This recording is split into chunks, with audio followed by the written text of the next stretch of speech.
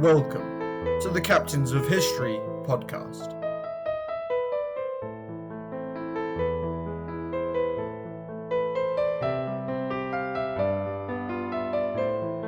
In today's episode, Caesar and Pompey fight for mastery over the Roman world.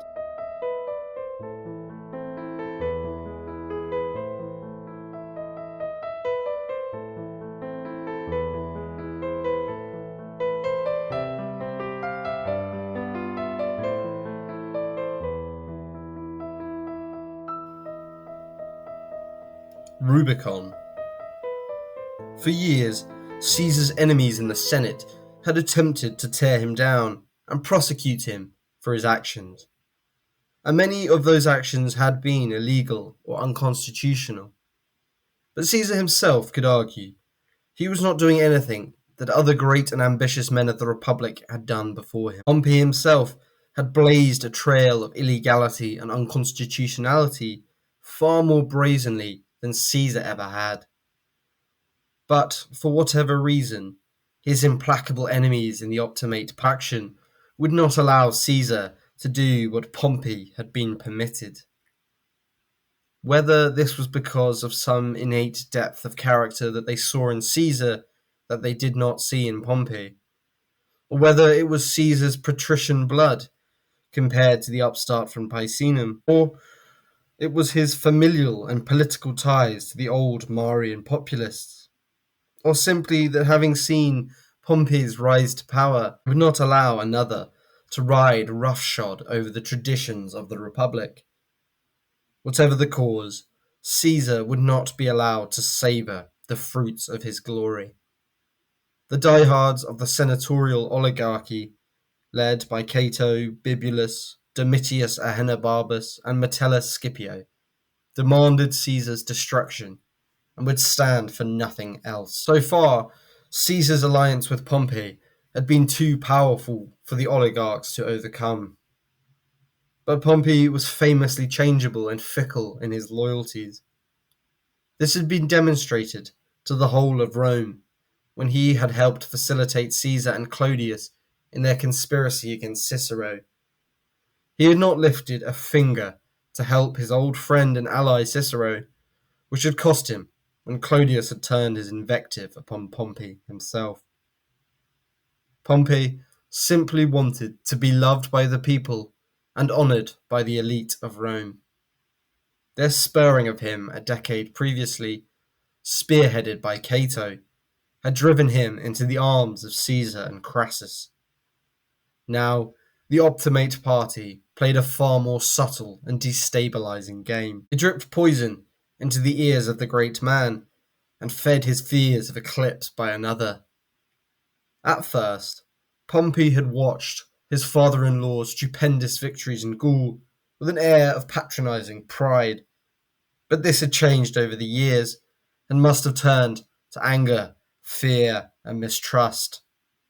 Caesar's titanic struggle against Vercingetorix had been far more hard-fought and hard-won than any of Pompey's historic victories in the East. Only his bitter war against the Marian rebel Sertorius in Spain could compare with the brutality and toughness of the Gallic War. And the Sertorian War had been fought against a Roman rebel and not a barbarian nation. Caesar's glory, auctoritas, and esteem threatened his own. The poet Lucan, writing during the lifetime of Augustus, famously said that Caesar could accept none above him, and Pompey no equal. This was a mixture sure to end in disaster for the Roman state and people. Pompey did remain ostensibly allied to Caesar, and in the Senate House endless debates raged over the fate of the new province and of its conqueror. The partisans of Caesar called that his great service to the Republic should allow him to stand for the consulship in absentia. By rights, he was entitled to stand for the office, as it would have been 10 years since his first consulship. If he should be allowed to run, he would certainly win, pushed through legislation to give Italian farmland to his veteran soldiers. This in turn would provide Caesar with a massive client base, ready and willing to take up arms to defend their patron and their own interests. The Optimates denounced this as tyranny and said that Caesar should give up his imperium and face Roman justice just as any other man. The stakes were thus: should Caesar give up his imperium and his army and return to run in the consular elections, he would have no legal immunity and would be throwing himself to the wolves, the Optimate wolves in this instance. They would prosecute him in a jury stuffed with his enemies, and he would see the ruin of his career, the humiliation of all his glory, and a lifetime of exile with notorious and petty men like Verres and Milo. Caesar could not allow this to happen. All sides entreated Pompey, seeking to win his support, as it was assumed the side who had the backing of the new Alexander would surely be victorious. The mood in Rome was febrile, and dreaded civil war was threatening. Just as the greatness and rivalry between Marius and Sulla and the opposing political factions they commanded had torn the Roman world apart, now the nephew of Marius and the chief lieutenant of Sulla were poised to repeat history. And just as in those days, no one in Rome wanted nor truly believed that civil war would occur. Each side was certain that the other would back down before violence broke out. It was a game of chicken in which Rome and its vast empire were the prize and the stake. Pompey, above all, had no desire to go to war against Caesar, but the endless, chilling warnings of Cato began to have their effect. Caesar ultimately challenged Pompey's military ascendancy and his position as the first man in Rome. In September of 50 BC, he commanded Caesar to give up his armies and return to face Roman justice. Caesar was never a man to give in meekly or to allow himself to be outmaneuvered. In a career of stunning reversals of fortune, surprise maneuvers which bamboozled his opponents on battlefield and political arena alike, he always seemed to have another ace up his sleeve. That year, the elections to the tribunate had brought in a cadre of uninspiring men, save one. Gaius Scribonius Curio had long been the darling of the Roman people. A longtime friend and ally of Clodius, he had made a name for himself as a young man by insulting and abusing Caesar during his turbulent year as consul. Although the people loved Caesar, they also loved those who stood up in the face of overweening authority and threat of force. The sinister overtones of the first triumvirate had caused consternation in Roman society. Curio's fearless defiance had enamored him to the people. Since then, he had been a vocal critic of Caesar. Now, in an astonishing reversal, he showed himself to be the great supporter of Caesar's cause and vetoed any attempt by Senate or Assembly to recall or punish Caesar. Curio merely wished to do what Caesar himself had done years before with Pompey: make himself invaluable to the great man and carve for himself a path for even greater glory. In another blow to the Optimate cause, after the old advocate and once king of the law courts, Hortensius, had died, his augurate was left open. In the election, echoing Caesar's own crucial election to the chief pontificate, Caesar's cousin and officer, Mark Antony, beat the perpetually failing Ahenobarbus to the office. Every election, every bill, and every debate was swallowed up into the polarization of the Caesarians and Optimates. However, the majority of Romans wished to remain neutral, for it was not their fight. Cicero summed it up when he said, I wish to see Caesar honoured in the manner which is his due. And as for Pompey, I would lay down my life for him.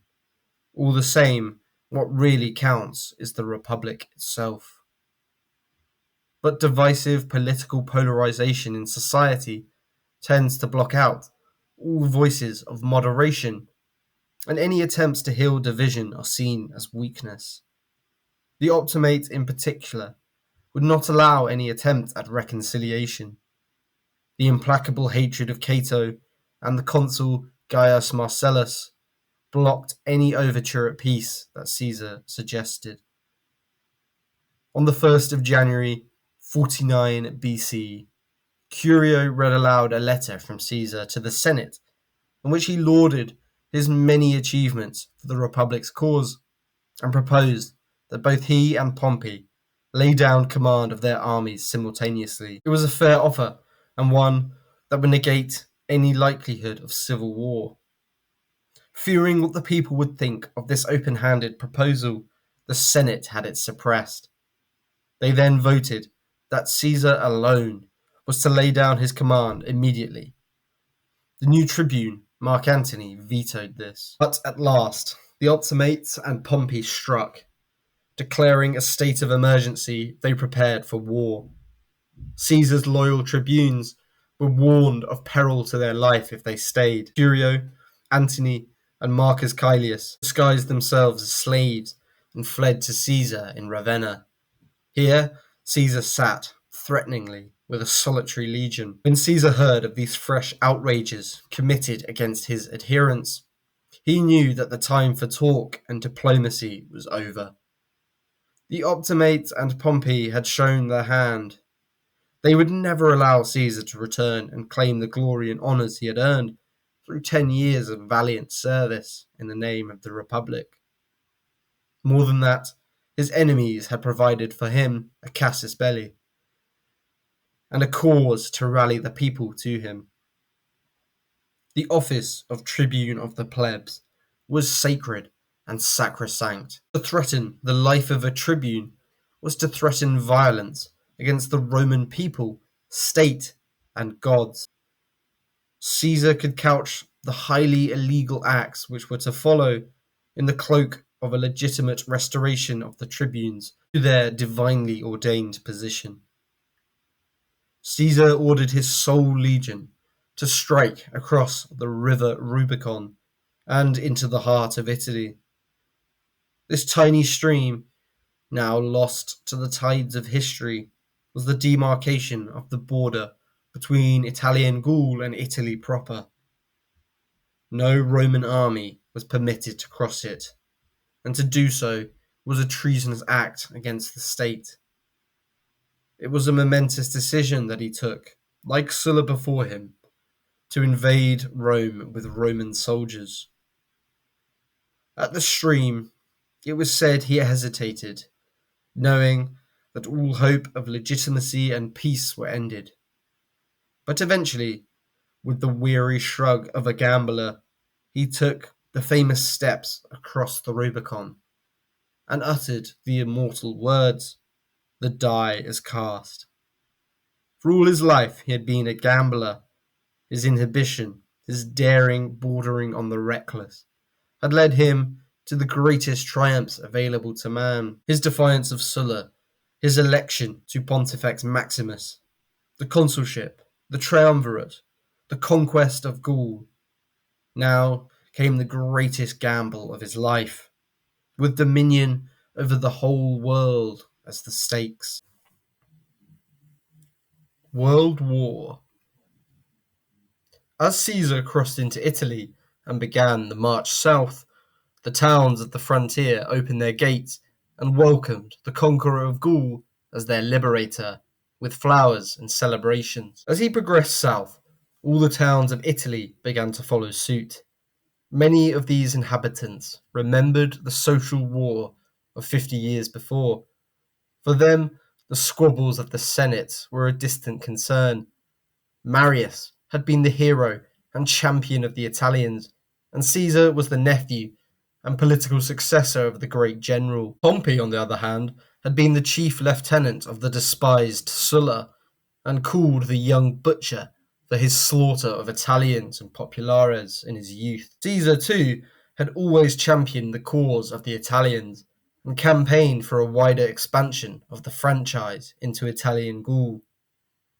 With his legions and popular support, he was able to seize all of the roads leading to Rome. The city was exposed, with no armies between them and the vengeful swords of Caesar's legions. The intractability and implacable hatred of the senatorial optimates had brought the Republic to this pass, but now they froze. For 10 years they had heard tales and dispatches which told of Caesar's incredible speed of movement, and now they themselves and the city of their birth were on the receiving end. Caesar had conquered Gaul for the Republic to prevent any further barbarian invasions from the north, but now he himself had been forced into invading Italy from the north and playing the role of Hannibal or Brennus. Civil war had returned to stalk the lands once more. Portents were seen all over Italy.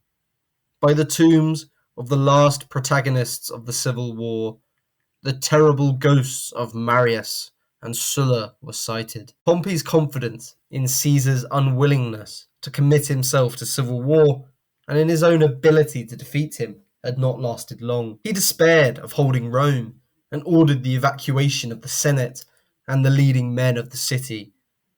He decreed that any man who stayed was an enemy of the Republic. Such was Caesar's speed that Pompey was forced to order the Senate and the army to flee the shores of Italy entirely and make for Greece. Cato, the man who more than anyone had brought this terrible fate upon Rome, put on mourning clothes and decried the death of the Republic. Only one attempt was made to fight Caesar on Italian soil.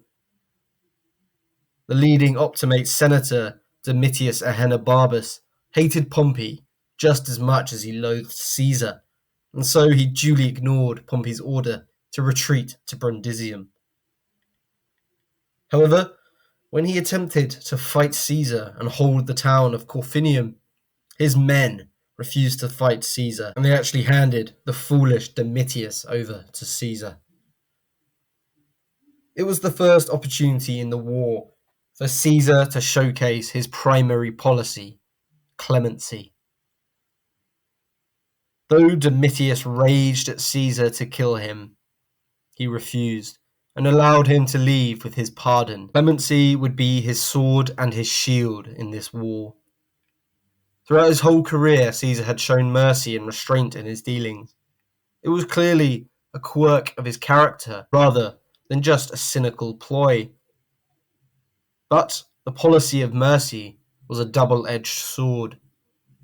It showed the people of Rome that he was no Sulla. He had not come to kill and slaughter his fellow citizens. However, for a citizen, especially a senator, to owe his life and his liberty to the mercy of another was a humiliating and emasculating act. And this was doubly so for Roman noblemen. The act of pardoning was one more befitting of an Eastern king than a Roman magistrate, which Caesar's enemies and supporters did not fail to notice. Pompey managed to evade Caesar's daring dash and escaped with his men and the bulk of the Senate to Greece. Just as Caesar was the conqueror of Gaul, so too was Pompey the conqueror of the East. All of the myriad of client kings, princes, and potentates in the East owed their loyalty, obedience, and position to Pompey Magnus. Upon arriving in Greece, he stripped the East of its legions and summoned these client kings and their armies to him. We learn of Pompey's ultimate strategy through a letter Cicero sent to his great friend, the equestrian business magnate Titus Pomponius Atticus, and it was a strategy truly horrifying to the Roman mind. He wrote, "From the very first, Pompey's plan has been to plunder the whole world, and the seas too, to whip up barbarian kings into a frenzy, to land armed savages on our Italian shores, and to mobilize vast armies. Here was a civil war, unlike any before it. Not merely the lands of Italy, disputed by rival Roman armies, were to be fought over, but every province, every continent, and every kingdom owing vassalage to the Republic. Here was a war that would overrun the entirety of the empire and spread across the whole of the known world. It was war on a truly remarkable scale. With Pompey and the Senate in the east, Caesar was able to enter Rome for the first time in a decade.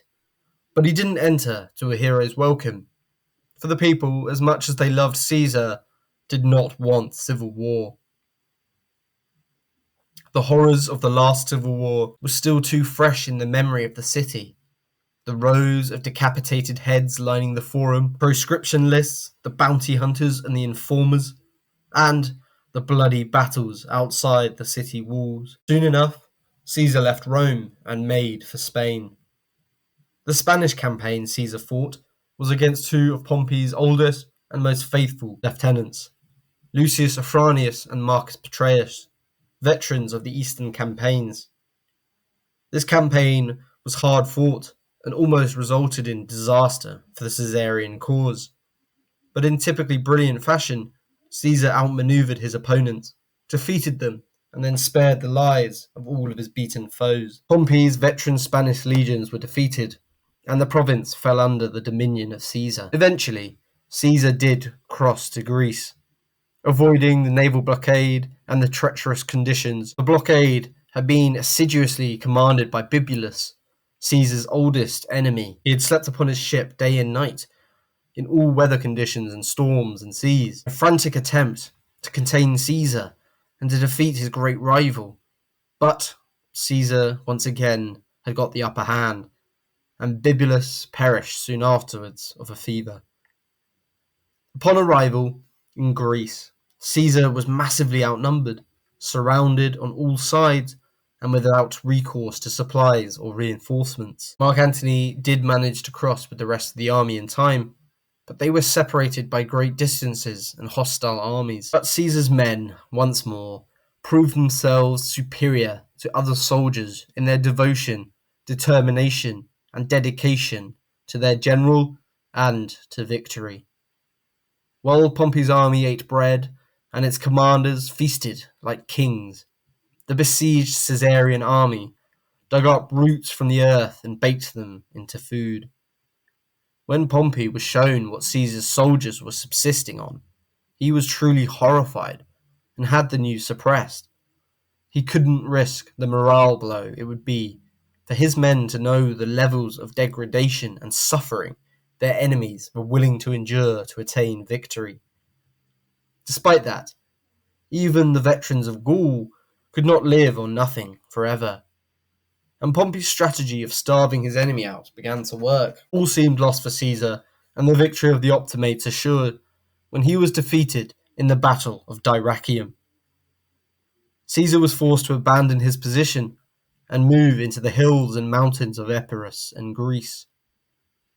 With the Pompeian forces in hot pursuit, the two armies maneuvered around one another, attempting to gain the strategic upper hand, but it was Caesar who was desperate to force a battle. And it was outside the city of Pharsalus that Caesar stopped and offered battle on the open, flat plains. Pompey was content to wait to starve his opponent into submission, but not so the senatorial oligarchs that surrounded him in his command tent, endlessly needling and pestering the great general. The men whose obstinacy had forced Rome into civil war had never loved Pompey. Now they claimed Pompey purposely delayed the final encounter so he could continue to lord it over them as their supreme commander. They clamoured more and more loudly for Pompey to crush Caesar in battle. In their arrogance and hubris, the senators argued over the spoils of victory. Who would receive the vacant priesthoods, and who would snap up the primest estates and villas of the foe?